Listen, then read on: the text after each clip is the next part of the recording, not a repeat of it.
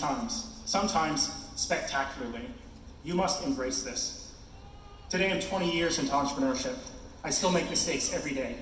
I still feel like I'm at the beginning of my journey. But more than ever, it's clear to me that the many failures are my greatest assets. If you can persist through failure, you will find your purpose, what you are called to do. You will think differently because you will have lived differently. So embrace failure. But fail smarter, fail forward. Those failures will be your greatest learning opportunities. Now, those first two steps are incredibly powerful yet simple mindset shifts. They will enable you to find your purpose, to create your own luck, and discover new ways of seeing the world. While these two mindsets are more than enough to be successful, they are nowhere near enough to change the world. So what's the missing ingredient? Step 3, invest the time to become great. I first thought I was going to change education 20 years ago. In the first 5 years, audacity, failure, and persistence turned my passion into purpose.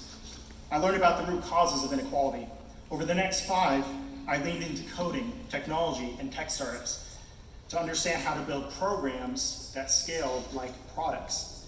The last 10 have been about applying what I learned to drive systemic change, institutional change.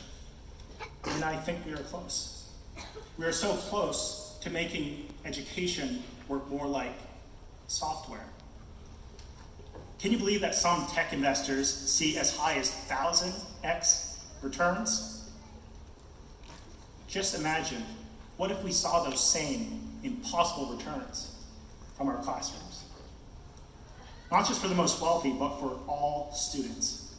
And with technologies like generative AI, I believe we're just a few years away. But who am I to make such bold claims?